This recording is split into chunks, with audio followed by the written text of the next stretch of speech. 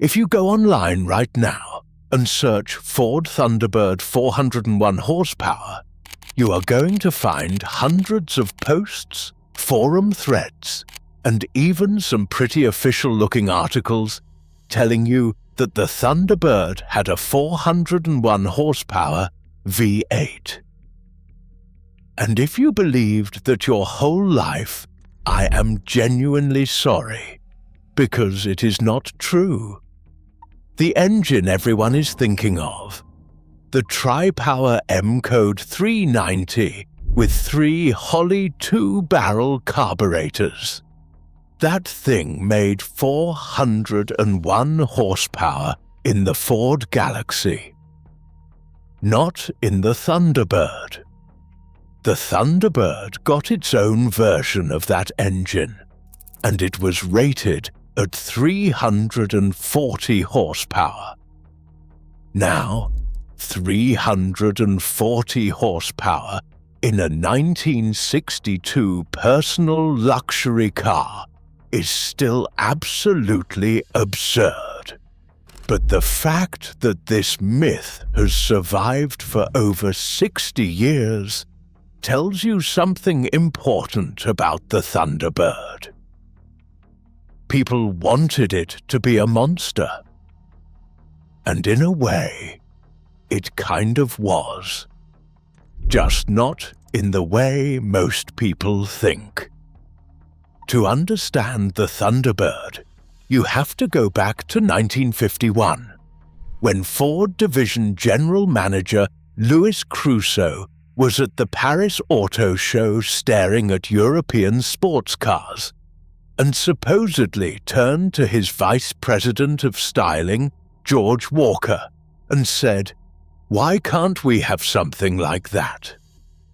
And Walker, being the kind of guy who probably never admitted to not having an answer, reportedly said, "Oh, we're working on it." They were not working on it. But by February of 1954, Ford had a prototype at the Detroit Auto Show, and by October, production had started. The name came from a company-wide contest with over 5,000 entries. A stylist named Alden Gilberson won with Thunderbird, and his prize was a suit and a pair of pants from Saks Fifth Avenue, which honestly might be the most 1950s sentence ever written. The first-generation Thunderbird was a 2-seat roadster with a 292 cubic inch Y-block V8, making around 193 horsepower, and it immediately embarrassed the Corvette. Not in a straight line, necessarily, but in the showroom. Ford sold 16,155 Thunderbirds in 1955. Chevrolet sold 700 Corvettes. That is a 23-to-1 blowout. And it was not even close. By 1957, Ford offered the legendary F-Code, a supercharged 312 V8 with a McCulloch-Paxton blower making 300 horsepower. Only around 200 were built, and today those cars are the most valuable Thunderbirds in existence.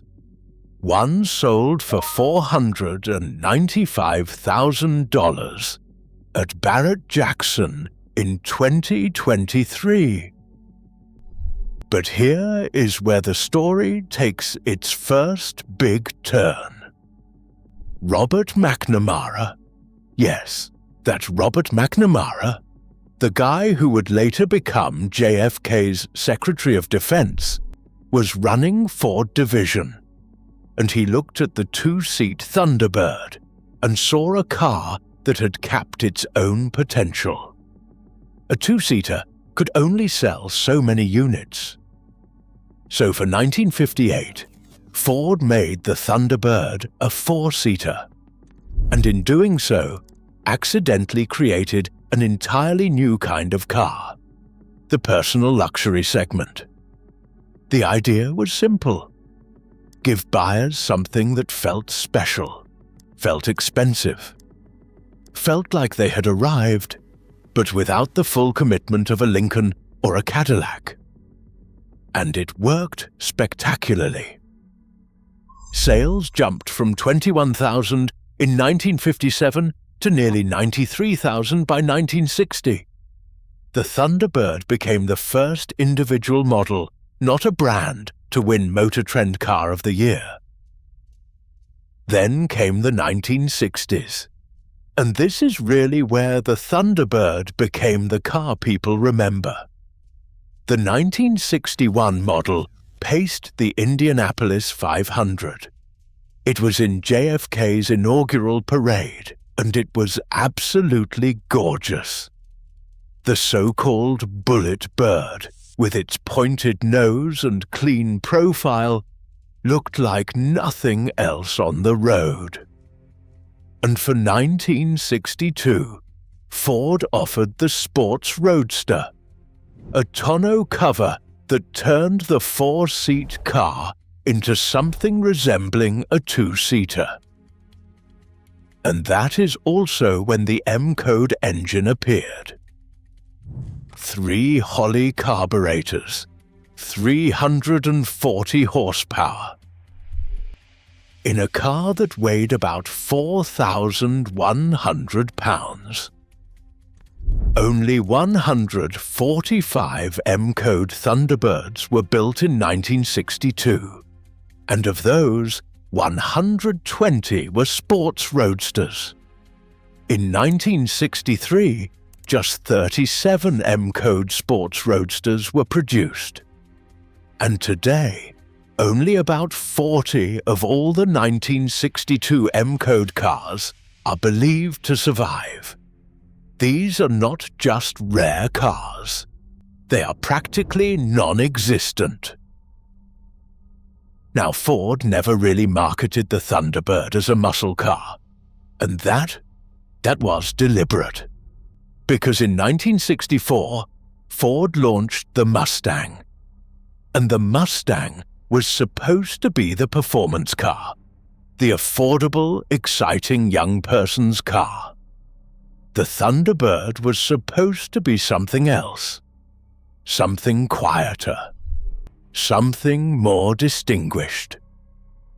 Lee Iacocca, who was shaping both cars, pushed the Thunderbird further up market toward Lincoln territory, and away from anything that might compete with his Mustang. The strategy was not suppression, it was separation. And it worked. Through the late 1960s, the Thunderbird outsold every personal luxury rival: the Buick Riviera, the Oldsmobile Toronado, the Pontiac Grand Prix. In 1967, it outsold the Riviera and Toronado combined. These were big cars by now. The 1967 through 1971 generation had a 429 cubic inch V8 making around 360 horsepower gross, but in a body that weighed nearly 4,800 pounds, so 0 to 60 took about 11 seconds. The Thunderbird was never trying to win drag races. It was trying to make you feel important on the way to dinner. And for a lot of people, that was more than enough. If you're enjoying these deep dives into automotive history, make sure to subscribe so you don't miss the next one. Then everything fell apart. And it did not happen slowly. The 1972 switch from gross to net horsepower ratings made the numbers look catastrophic overnight. The 429 went from 360 horsepower to 212. The 460 that replaced it was rated at 224 horsepower net. Now, some of that was a measurement change, not actual lost power. But a lot of it was real. Emissions controls, catalytic converters, lower compression ratios. All of it chipped away at what these engines could do. And then the 1973 oil embargo hit. And suddenly a car that weighed 2.5 tons and got maybe 12 miles per gallon became very difficult to justify. Ford downsized the Thunderbird onto the Torino platform for 1977. And something strange happened. It got cheaper. A roughly 35% price cut brought the base down to around $5,000. And sales exploded. 318,000 in 1977, and then 352,751 in 1978, making it the best-selling Thunderbird of all time. But the car itself had a 400 cubic inch V8, making maybe 173 horsepower. That is not a Thunderbird in anything but name. It is a Torino in a nicer suit. Through the 1980s and into the 1990s, Ford kept trying. The 1983 Turbo Coupe, with its turbocharged 2.3-litre four-cylinder, was legitimately innovative. And in NASCAR, the 9th-generation Thunderbird became legendary. Bill Elliott drove one to the 1985 Daytona 500 win, and on April 30th, 1987, at Talladega, he set the all-time NASCAR qualifying record at 212.809 miles per hour. A record that still stands today. That car sits in the Henry Ford Museum. But most buyers were getting a very different Thunderbird. The one in the showroom, not the one at Talladega. The 1989 Super Coupe tried to bring real performance back. A supercharged 3.8-litre V6 with 210 horsepower, independent rear suspension, and an available 5-speed manual. It won Motor Trend Car of the Year. Ford sold nearly 123,000 Thunderbirds that year. But the two-door coupe market was dying around it. And by 1997, the Thunderbird was discontinued after 43 continuous years. Ford brought it back in 2002 as a retro two-seat convertible, and it looked absolutely beautiful. It won Motor Trend Car of the Year for the 3rd time. Halle Berry drove one in a James Bond film. It seemed like the kind of revival that should have worked. But the base price was around $35,000, and dealers were adding markups of up to $5,000 on top of that.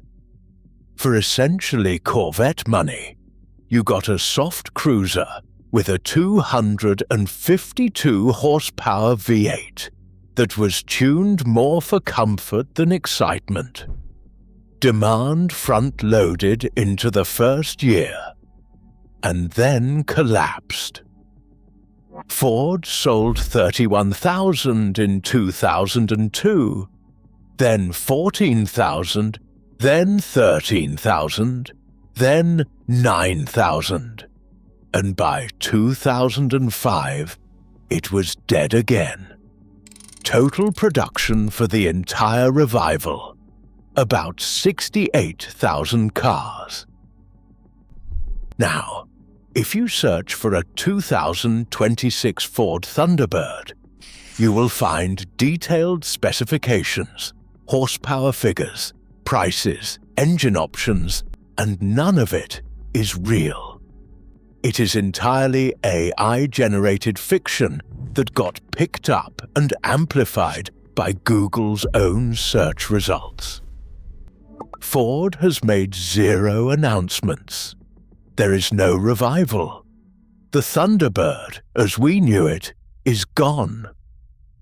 And here is the part that actually hurts. The Thunderbird did not fail because it was a bad car. It failed because the world it was built for stopped existing. The personal luxury coupe, the idea that you could have something elegant and powerful and distinctly yours that was not a sports car and not a family sedan, that entire concept evaporated. Two-door cars became unsellable. SUVs took over the market. And Ford, like GM with the Caprice, looked at the numbers and made the financially rational decision. But when you look at the arc of this car, from Louis Crusoe pointing at a European sports car in Paris, to Bill Elliott going 212 miles per hour at Talladega, to Thelma and Louise driving a 1966 convertible off of a cliff into the Grand Canyon, to the Beach Boys singing about Daddy taking the T-Bird away, it is hard not to feel like what disappeared was more than a model. It was a whole philosophy of what a car could mean to someone. The Thunderbird was never the fastest, never the most practical, never the cheapest. But for 50 years, it was the one that made you feel like you had made it. And nobody builds that car anymore.